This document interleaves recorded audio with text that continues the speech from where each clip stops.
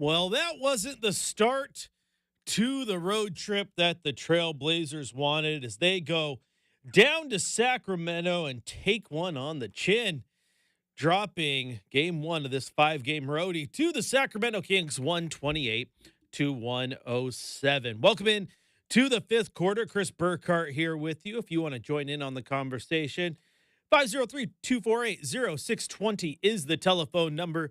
And of course, you can go over to youtube.com, type in Rip City Radio, and get in on the chat there as well. Weird game. A weird game for your Blazers because as much as we have praised them on this show recently, Brenden knows he's here for a lot of my ramblings, right? We have praised this team for not rolling over, for playing hard, right? And tonight, they didn't necessarily roll over. I don't know. I don't think. But man, effort level was Stark. suspect at times. It was what? It was starkly different. I mean, you have a pretty good quote from old TD. I can't wait for you to drop. Oh yeah, it was the whole game, really, because it was the second quarter as Brenden, the voice of God, chimes in. It was the second quarter. Zach LaVine takes a shot, misses a shot, gets his own rebound, gets the putback again, pushes that lead out to double digits. And as Travis Demers said on the radio, extra effort from Zach LaVine, something the Blazers don't have right now. And it seemed to be something that the Blazers didn't have the rest of the way either. All right. They just, the Kings, they were out to the early first quarter lead. They led 36 to 27. At halftime, they had a 68 to 50 lead. Blazers tried to make some noise in the second half. It was 32-32 in the third, and then the Kings won the fourth, 28 to 25. But really, it was a dominating performance, front to back to front. There was really never any doubt in this one. The Blazers just couldn't get a string of points together. They couldn't get a big run to go. Anytime they did hit a bucket, it seems like the Kings would hit two of them right back to knock them back off. So the Blazers just could never get it going. Points in the paint. Sacramento had 60 points in the paint to just 32 from the Blazers. 15 second chance points, 24 fast break points for the Sacramento Kings. A lot of that because of the long rebounds, because the Blazers were 16 of 50 from beyond the arc, 32%, 35 of 88 overall, good for just 39% from the floor. And we've talked about this. This is the third game now, okay? The defense from your Portland Trailblazers has been good all year long. It really has. But this is the third game that defense has been whoa. Because we talked about this. What did the Celtics shoot? I believe it was 54.5% against your Blazers from the floor. 54.5, 46 from beyond the arc. And then on Tuesday, the Cavaliers, they shot 54.5% from the field. And 44% from beyond the arc. Those are good numbers. And then tonight, the Kings, boy, howdy, they shot 64.9% from the floor. Take away the 10 for 27 from beyond the arc, which they shot just 37% from beyond the arc. But man, they still managed a 65% basically from the floor. That's crazy. That's crazy. I mean, you do the quick math on that, and I mean, they shot 80% on 2-point field goals. Yikes.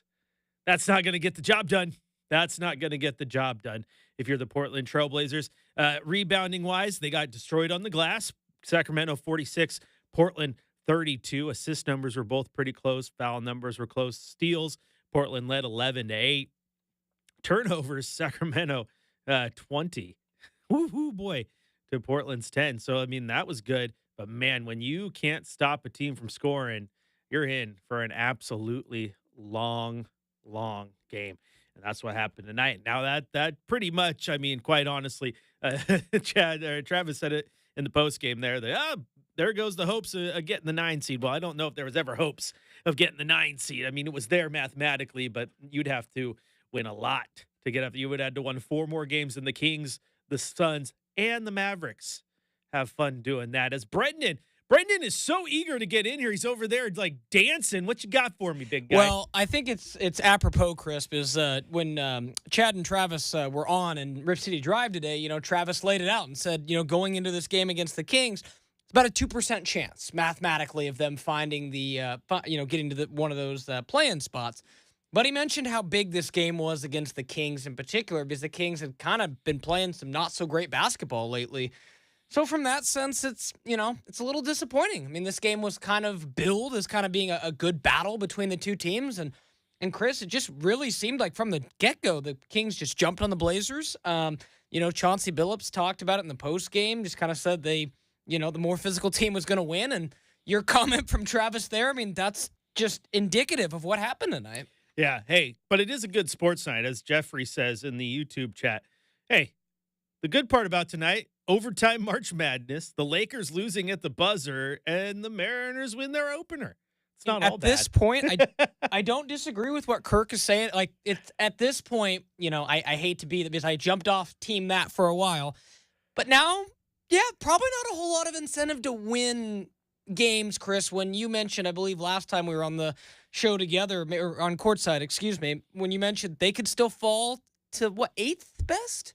8th best. I think is what you mentioned. Eighth is the highest they're going to get. They can't get to, they're not going to be able to get to 7, but they can get to 8. I mean, in theory, they could get to 7, but that would require them basically losing every game and Toronto basically winning every game. I just don't see that happening. So, no, it seems like the 8th seed is right there for the taking. And as Kirk says in the YouTube chat, time to shut it down. I am not a fan of that, Kirk, and you know that. You have been watching this show all year long. You know me. I am team just put the team out there and see what happens. I think if they put the team out there and see what happens, the 8th seed might very well be what they end up getting, man, because, it's just they're right there. They're right there. And they had games like tonight, man, where they just don't look good, which is frustrating because you had the games against other, yes, they lost the Cleveland game. Yes, they lost the Boston game, but they looked good in those games. It's unfortunate that they didn't look good tonight. I mean, you still would take that though, Chris. Right? I mean, even in considering the growth we saw this year, if you could get in with 8th, let's just say for the sake of argument, they do. They, maybe San Antonio leaps them, they finish 8th, still getting a 26% chance top 4 pick, and you're still a coin, a roll of the dice 6% at number 1. So I mean, you think about where they are now. I mean, it's still not nothing, and we've learned the lottery is just that. No, the lottery is a lottery. The lottery is a lottery. I mean, it is what it is. There's a big jump between 11 and 8, though, and so I get why people look at that. I think you just keep going forward and see where the cards take you. I would say, if anything, man, like I think for me, what mailing in the season the rest of the way is, you know what? You don't think you're making the play-in? You're not. I mean, you got 8 games left. And you're going to have to win 4 more games than Dallas and Phoenix in that time span. Just not going to happen, right? I think that just means Jeremy Grant's not playing. I mean, he was out tonight. He's been questionable, doubtful, this and that. He's not playing. And then I just think you take Ant and you sit him the rest of the way. Hey, guess what, man? You're not playing. We'll give you New York. We'll let you go play in Madison Square Garden, right? And we're going to give you the rest of the season off. And let Scoot, Shea, Denny, Klingon just run wild.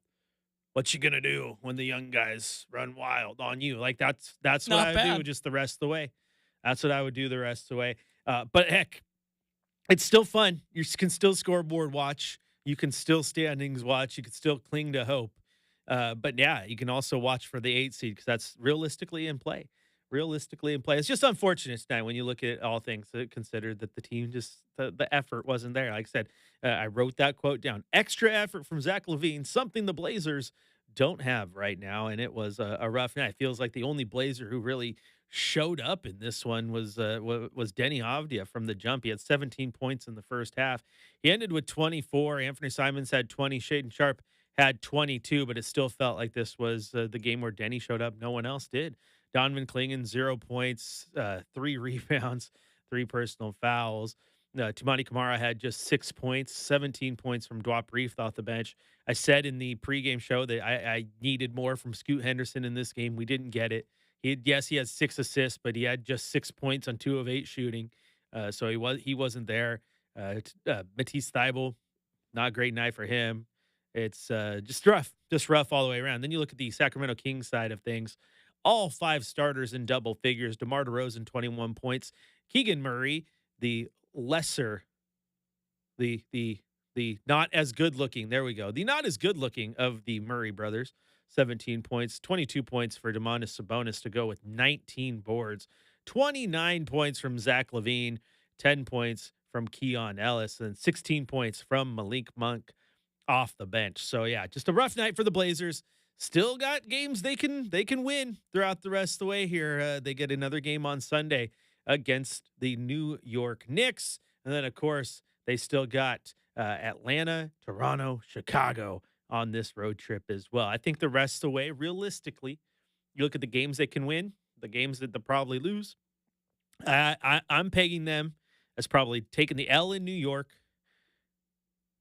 They're a playoff team. They're right there. At the way things are going, I feel like they might take the L in Atlanta. And then you got Toronto, Chicago, San Antonio, Utah. There's a four piece right there to win 4 in a row. And then you probably take the L against Golden State and Los Angeles, right? So that's 4 and 4. If you win one of those games, Golden State, Los Angeles, and Atlanta, I think one of those can flip.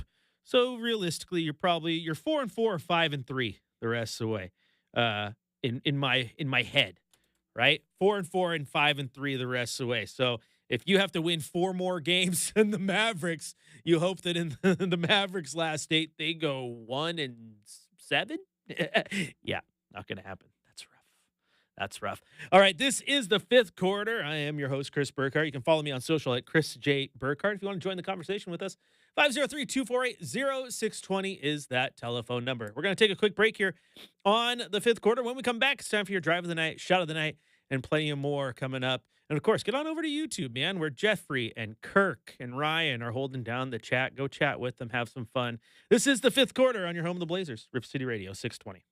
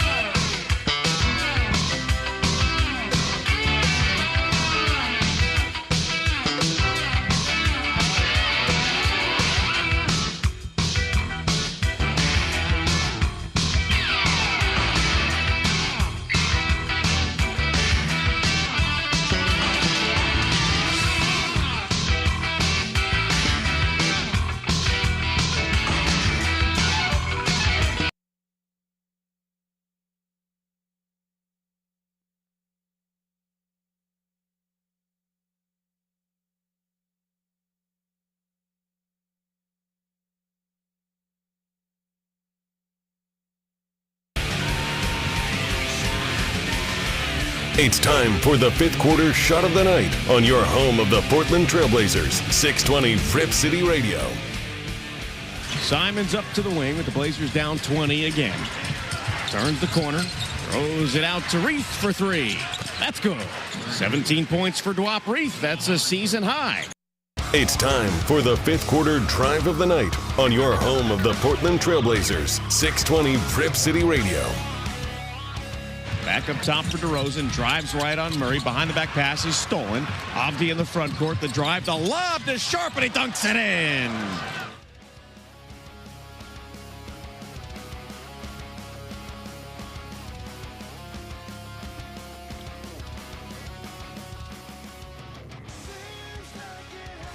Welcome back into Rip City Radio, where Chris Burkhardt is over here multitasking, getting into heated sports debates with, people.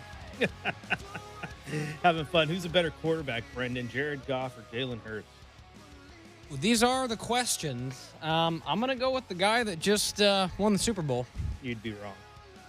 But, hey, nothing to scoff at with Jared Goff. I like both those guys. But I'm going with the winner, man. I like winners, man. So Jalen Hurts getting my nod for this calendar year. Jalen Hurts is phenomenal. Jalen Hurts also might not win that Super Bowl. He doesn't have some dude named Saquon to hand the ball off. It's entirely true. I mean, remember a couple years ago, all the hate that Jalen Hurts took when the Chiefs won that Super Bowl, when he played a pretty good game too. It's just this time I would say Saquon, and there was an Eagles defense that had Mahomes in their sights. Right. That was one of the most ugly Super Bowls I've ever seen. So yeah, he and the Eagles get to still do their victory lap. It's funny because when someone someone's trying to tell me that Jalen Hurts is a top 5 quarterback in the NFL. I'm like, no, I like Jalen Hurts. Jalen Hurts is really good. I like Brock Purdy. Brock Purdy's really good. I'm not telling anyone Brock Purdy's a top 5 quarterback. Like, come on. Yeah, top 5's pretty insane, especially with the guys we've got in the league now, no doubt. I don't know. I'm tired of sports debates with people. Hey, Jared Goff, 4,629 yards, 37 touchdowns, completed 73% of his passes. Jalen Hurts, 2,900 yards, 18 touchdowns, 69% completion percentage. The stats don't bear out.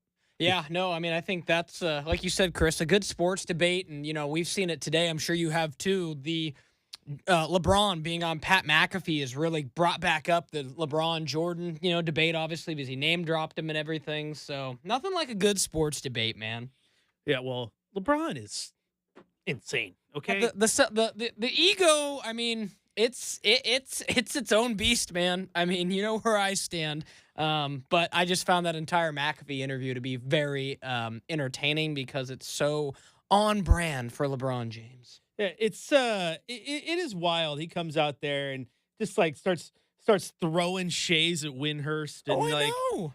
Did I say throwing shays? Throwing strays. I knew what you meant. Throwing strays at Windhurst, and it's just like, dude, like why? Like here's the deal. If Windhurst is out there rubbing you the wrong way, who cares? Because you know what you have that Windhurst doesn't? Billions of dollars. Yeah. Billions of dollars. I mean, truth be told, I'm kind of the person in the camp of I don't really think Stephen A. did anything wrong. I think he was a little critical, but if it was, I'm just going to be honest here. And Chad made a great point earlier. He's like, superstars get different treatment. Superstars can get their kids drafted by their organization. I get that. But if it was, some, 7th, 8th player on the bench and it was his kid that Stephen A. called out, I don't think it'd be this big thing. I mean, it is what it is. And I'll maintain, Chris, maybe he turns into a decent-ish player. Bronny James not an NBA player. And, that's where I'm like, Stephen A.'s argument holds up. Should he have, maybe handled it better? But that whole thing with him and Stephen A. is just hilarious to me. Yeah, it's but even that, like, dude, when you have put your son to the forefront, you got to understand that you're going to take some heat, man. You're going to take some heat, and no one is no one LeBron, no, like, this is where you get, dude, you Will Smith this thing. Yes. Keep my son's name out your mouth. No, here's the deal. Your son is wearing a Lakers uniform. Therefore, your son gets to be talked about. Your son gets to be spoken on. He is an NBA player, comes with the territory. Sorry, you can't go into dad mode there. If someone goes out there and says, Bronny James sucks, You got to deal with it, okay? And here's the deal. I'm a Duck fan. I understood that Bronny was almost a Duck, right? When he went to USC, I was like, okay, that good for him. Makes sense.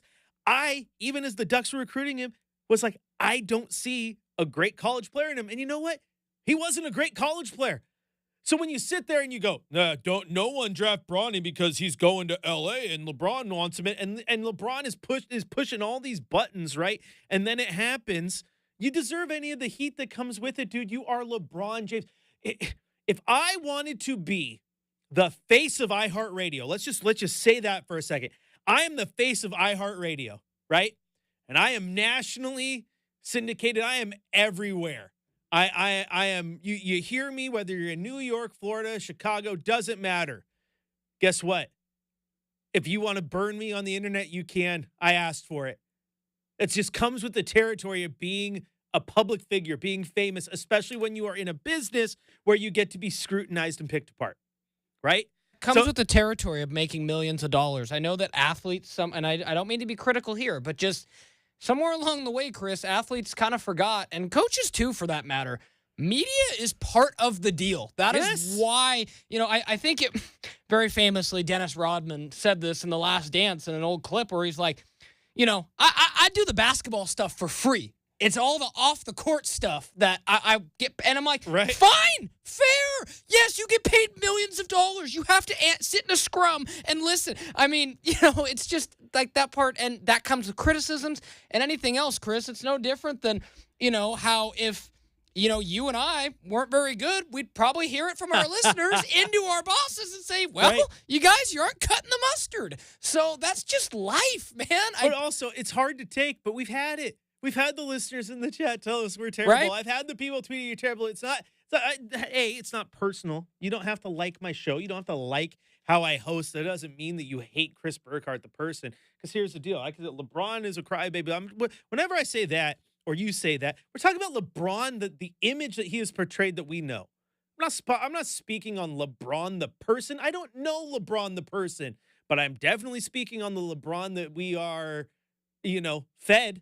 The LeBron persona that we do know, and then to go on and do the Pat McAfee stuff, and like I said, to throw Windhurst under the bus because everyone hates the media nowadays because all we do is do our job, and then you don't like what you hear, that's why, like Jeffrey says, the image I see and I'm fed, I believe he's a crybaby, and that's fine.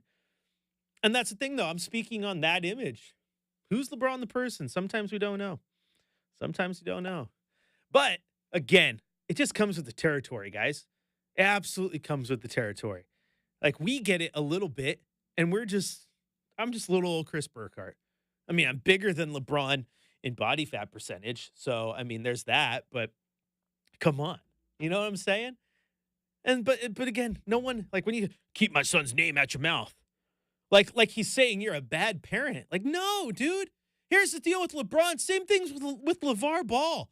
LeVar Ball had the most annoying internet persona, the most annoying out there, undefeated, never lost, annoying as hell. If you were knocking him for being a bad dad, you're dumb. Dude got his kids in the league. All he wanted to do was get his kids pub and get his kids a leg up, and it worked. You don't have to like the means to it, but dude, it did. No, that's parenting. Yeah, it's like everyone hating on Aunt Becky because she lied to get her kid in the USC. Who cares? Yeah, she's just trying to help the kids out. Also, it's Aunt Becky, man. Respect Aunt Becky. Yeah, I agree. A lot of the same, similar thoughts. It's just. That was my piece. I thought it was hilarious listening to that, listening to, more than anything, it was like, oh, well, me and Michael Jordan we're fine. But, I know me and Michael aren't going to be really close until I retire and he stops seeing 23 run up and down the court. I mean, it's just the ego. I get it. If you are one of the best of all time, I say one of the best of all time because I still think LeBron is one of the best of all time. Absolutely. I am not dogging him. But just that ego. It just, Jordan never had to say that. Here's the deal. LeBron. I don't know. That's my piece, Chris. Let's get back to the Blazers. No, James, Jordan ain't doing an interview with Windhurst or Pat McAfee talking about why he hasn't talked to LeBron, because he is not losing sleep over LeBron. You know what I'm saying? You know what I'm saying? Like, here's the deal. Jeffrey asked, do you guys think that LeBron, could have gotten away with crying for fouls in the 80s and 90s? Here's the deal. You guys seen the movie Signs, right? You've seen Signs, right? You know, when Mel Gibson has just had it, and he's at the dinner table and he's just like, quit crying to the little kid, right? That would have been Bill Laimbeer to LeBron if LeBron was whining for a foul. And I think the minute Bill Laimbeer looks you in the face is like, quit crying, before he backhands you and puts you on your tail next time you go to the rim, maybe you stop crying a little bit. Yeah, I mean, it was a different time, right? I mean, I look at several good examples. You can look at, like the Celtics-Lakers doc, I think covers it well. I think the Detroit Pistons Bad Boys doc covers it well. The Last Dance covers it well. The Pistons, obviously, and even to an extent, the Celtics and Lakers, like, you could beat people up. That was not a thing in the NBA. It was a little like hockey. But, like, the thing that stands out, Chris, is, like, when the Pistons won, and everyone knew, like, in their span in the late 80s, early 90s, everybody knew that Michael Jordan was, going to, like, on his way to being the best player, if not the best player in the NBA. But they talked about in that documentary, they're like, there was no protect the king of the league or anything like that. Like, Jordan was roughed up in those two series against Detroit where they basically beat the heck out of him. And you had to. Yeah, and I think, to that point, LeBron's big enough and built enough. He could have probably dished it out as well as he could have taken it. But I don't know if LeBron's mental toughness was strong enough to play at that time. That's all I'll say.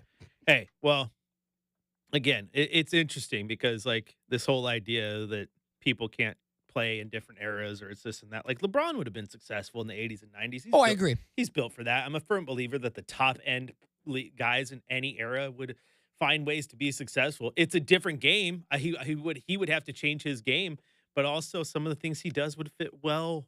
You don't think a team would want, like, Wilt Chamberlain, right? Right. I mean, right. I'd take Wilt, day. man. I mean, But again, like, Blazer fans love Maurice Lucas. And that's what people are talking about in the chat. All 6'9", 220 pounds. Pretty sure he'd be able to defend LeBron. I mean, they won a championship, and he's out there playing against Dr. J, who was pretty freaking good. Yeah. Pretty freaking good. Actually, if you guys go back and watch that championship series or any of those old series, you cannot tell. I've always said that LeBron is a better comp for Magic than he is MJ, because if you go actually look at their games, LeBron plays nothing like Michael Jordan. Kobe, I think, is the closest to Michael Jordan. I think the closest we have in the league right now is Anthony Edwards. LeBron James plays a game that was very, very similar to Magic. But also, you go back and you look at the 70s, you go watch those 76ers team and tell me that Dr. J doesn't play like LeBron. You know what I'm saying? Oh, yeah. No, I mean, that's case in point, like we joked about it earlier, Chris, it was a different era, as far as, the ability to watch games televised in the 77, but, there is no way, like, it's just one of those things where I think, you can't, say what you will about how long ago it was. Portland didn't beat a nobody. No, Philly for sure. was a good team that eventually did get their ring. I think 6 or 7 years later, something like that. That was a squad, man. So, again, Portland beat a real one. A shout out to Chris in the chat. He goes, who cares about LeBron? It's fair. I mean, it's entirely we got to move true. on from the coach and bad rotations, and I can't wait for the draft. I mean, all fair points to an extent. They should have drafted Bronny. I think we can all agree on that one. He's the second coming of something. No. He's the second coming of something. But thanks for letting me just, let the wheels fall off and go crazy. But yeah, that was fun. But I also just hate, like, I hate athletes going after media unfounded, right? Like, you can go, like, Stephen A, like, sometimes he does bring it upon himself. I don't think he did in that situation. But Wendy was just sitting there and just, like, caught a stray. Like, he's probably just sitting at home eating some breakfast, all of a sudden getting texts like, dude, LeBron talking about you on the Pat McAfee show. And it's just like, come on now. Come on. I just, like, if I was Windhorse, I'd just, like, send Braun a text. Just be like, bruh. Oh, it'd be great if he's instant. LeBron talked about me on the Pat McAfee show. But again, it's like Stephen A. Dude. Like, more people, why more would he average non-sports people know who Stephen A. is now. You know what they say, Chris? In this case, it might be any press is good press. Well, he's got some random show in Portland talking about him. That's entirely true at 10:15 at night, so there you go. Just how LeBron likes it. But, no, Chris is looking forward to the draft. I think we're all looking forward to the draft, Chris, because, realistically, like I said, we talked tankathon, and there's a chance at the 8. There's a chance at, the 11 is about as low as you're going to go. So we'll see where Portland ends up figuring this all out. Right now, looking at Tankathon's updated stances, it's standings. It's San Antonio 8, Portland 9, Miami 10, Chicago at 11. Chicago doing Portland some favors with that last second win over the Lakers. Gosh, did you see that, Brenden? That was phenomenal. They're down. They're down. They get a 3-pointer. Then they steal the inbounds pass, get another 3-pointer. The Lakers go down, hit a 2-point shot, and then Josh Giddey hits a half-court shot to win the game. Pretty incredible comeback. And as, again, some of the chatters were saying, that's what got us talking about LeBron. Sometimes it's fun to watch the Lakers lose. That's what you do here in Portland. All right, going to take a quick little break here on the 5th quarter. When we come back, we're going to head to the coach's corner, hear what Coach Billups had to say. I'll pass out a game ball. And then we're going to look at some scoreboards, check those standings. We're going to talk about that tankathon. All coming up next on your home of the Blazers, River City Radio 620.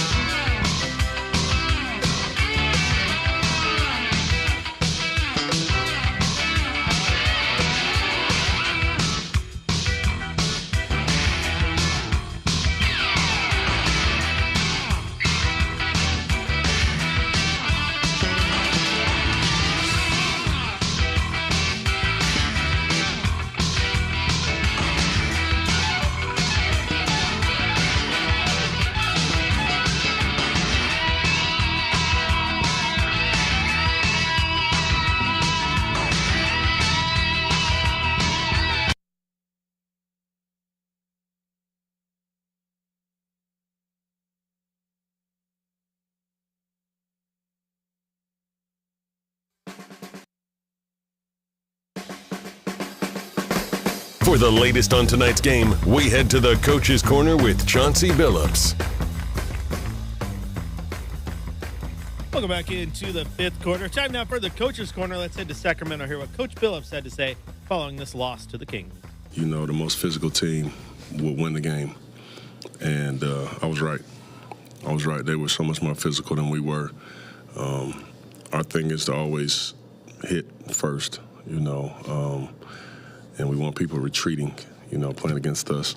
And we didn't get that done today. We didn't. And, my observation for us all the time is we need to be the hardest playing team because sometimes that hides our inexperience and our youth. And when you're not the hardest playing team, then it becomes who's more experienced, who's more talented. And that team is obviously has more talent than us. They got more experience than us.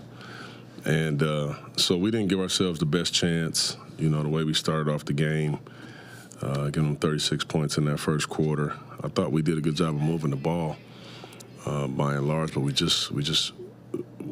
to get stops, and we got to get rebounds for us to compete. In terms of stops, Coach, how would you say the defense has been the last couple weeks? Because, it seems like you guys are playing really well. Still looks good in fits and starts, but tonight they shoot 65% from the field. Yeah. It's been up and down.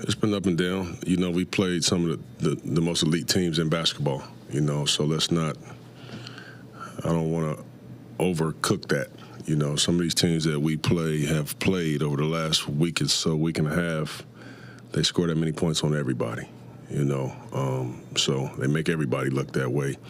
But at the same time, we've done a pretty good job when we're focused and locked in of holding people to less points than most people do, So we just don't have a huge margin of error to have those tough nights. We just don't.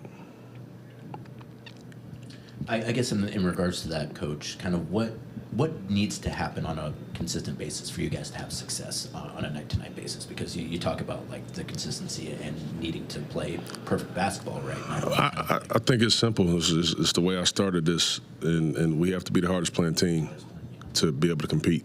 When we play that game, we got to be able to play harder than the team that we're playing against for us to compete. And like I said, when we don't, some of our things show, and they're pretty loud.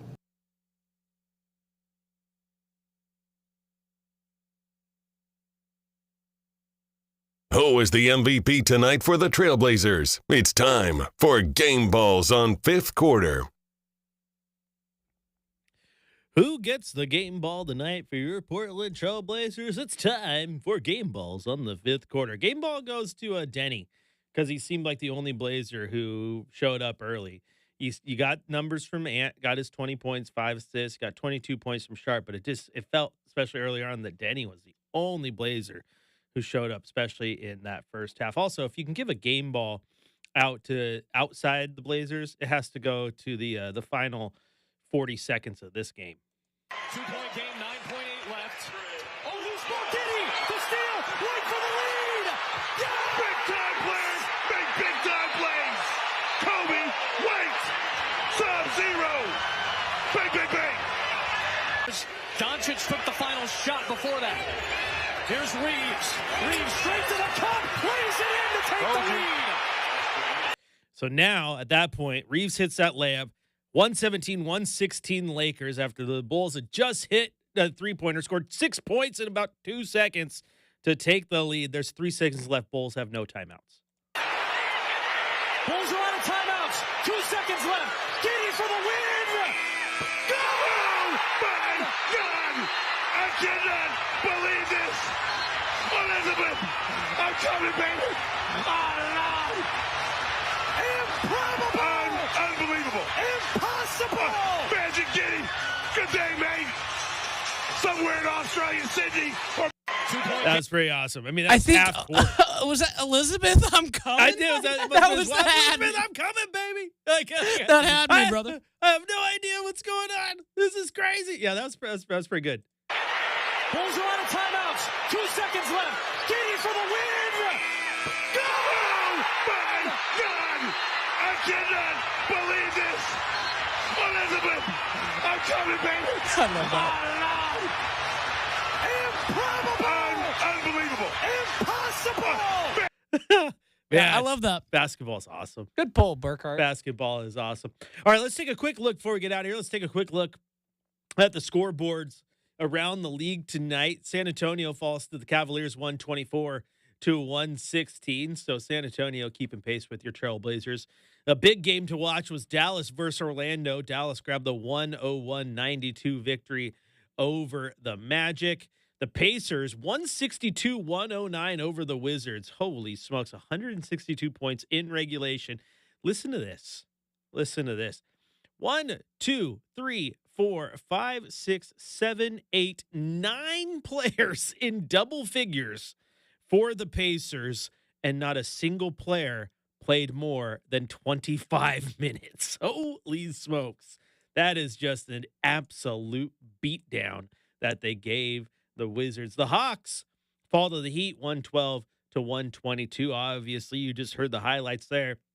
A half-court heave from Josh Giddey gives the Bulls the 119-117 win over the Los Angeles Lakers. Luka Doncic had 25, 10, and 8.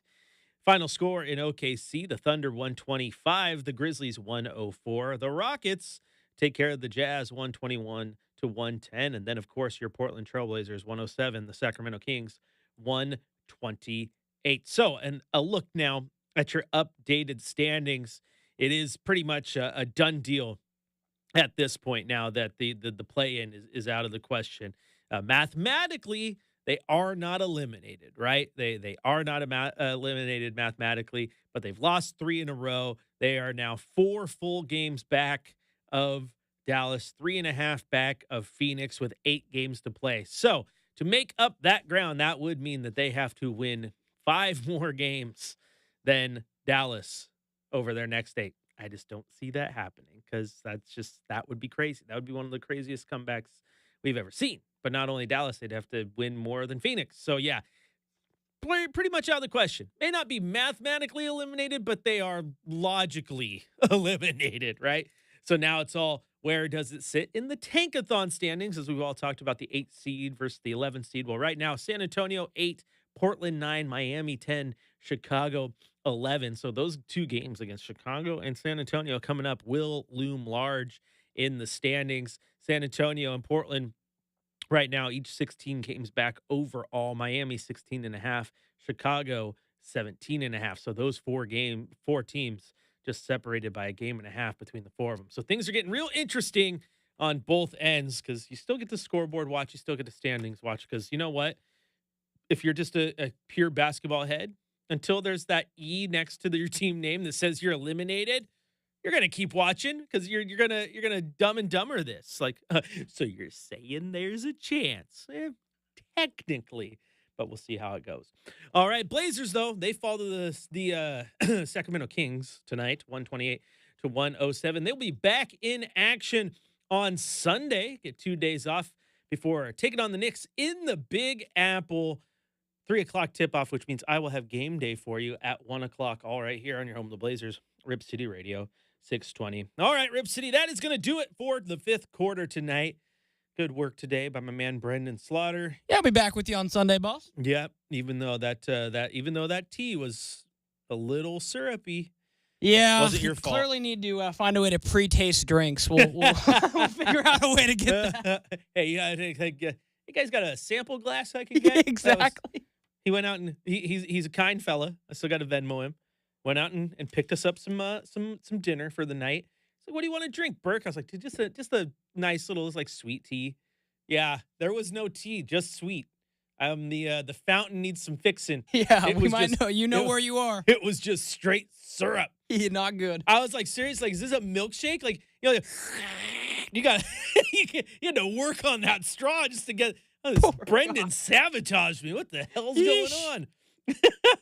We're having way too much fun. But once again, Blazers will be back in action Sunday. Tip off at 3 o'clock against the Knicks at Madison Square Garden. I will have game day for you at 1 o'clock. Until then, enjoy a few days off. Enjoy some relaxation.